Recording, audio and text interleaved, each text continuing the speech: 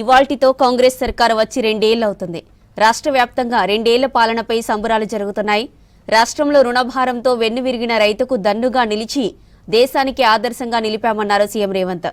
నిన్నటి వరకు ఒక లెక్క, రేపటి నుంచి మరో లెక్క అని స్పష్టం చేశారు. స్థానిక సంస్థల ఎన్నికల్లో బీఆర్ఎస్ గల్లంతవుతుందన్నారు మంత్రులు.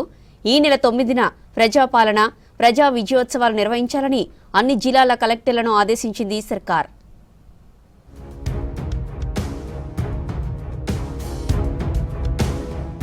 సరిగ్గా 2 ఏళ్ల క్రితం తనకు ధైర్యమిచ్చి నిండు మనసుతో ఆశీర్వదించిన 4 కోట్ల ప్రజలకు ధన్యవాదాలు తెలిపారు రేవంత్.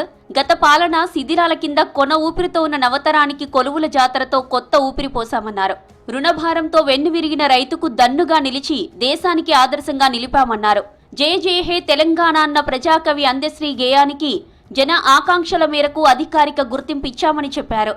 భారత ఫ్యూచర్ సిటీ రేపటి తెలంగాణ ప్రగతికి వేగుచుక్క అన్నారు సీఎం రేవంత్ రెడ్డి. నిన్నటి వరకు ఒక లెక్క, రేపటి నుంచి మరో లెక్క అన్నారు.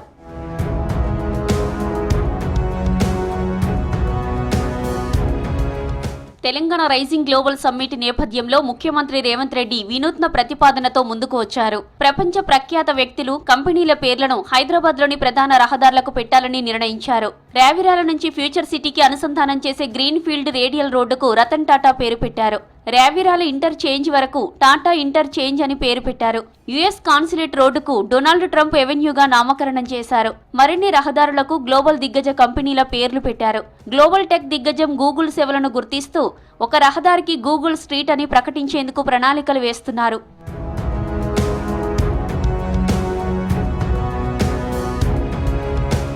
హైదరాబాద్ ఉప్పల్ స్టేడియాన్ని సందర్శించారు డిప్యూటీ సీఎం భట్టి విక్రమార్క, మంత్రి శ్రీధర్ బాబు. ఈ నెల 13న ప్రపంచ దిగ్గజ ఫుట్బాల్ ఆటగాడు లియోనాల్ మెస్సీతో ఫ్రెండ్లీ మ్యాచ్ ఆడనున్నారు సీఎం రేవంత్ రెడ్డి. మ్యాచ్ ఏర్పాట్లను పరిశీలించారు నేతలు. రాష్ట్ర సర్కార్ మెస్సీకి భారీ భద్రత కల్పిస్తుందన్నారు డిప్యూటీ సీఎం భట్టి.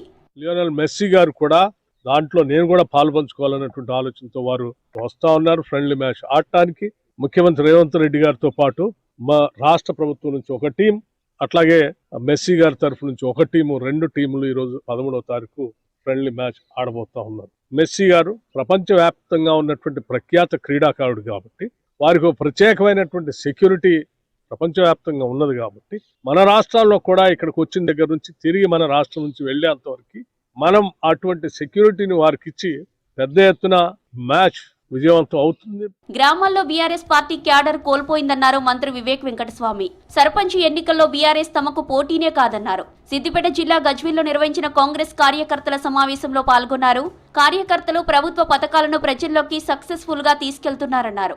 మనం గెలవాలంటే అందరం కూడా ఏకతాటిపై ఉన్నప్పుడు డెఫినెట్లీ మనము మంచి రిజల్ట్స్ తీసుకురావచ్చు అని చెప్పి నాకు ఆ నమ్మకం ఉన్నది. ఎవరు ఎక్కడున్నా కానీ, ఎందుకంటే మనము ఓట్లు అడగనీకే పోయినప్పుడు అందరి దగ్గర పోయి ఓట్లు అడిగే బాధ్యత మన పైన ఉంది. సో మనం అందరం కూడా కలిసి ఈ సర్పంచ్ ఎలక్షన్స్లో మంచి రిజల్ట్స్ తీసుకొస్తారని చెప్పి ఆ నమ్మకంతో.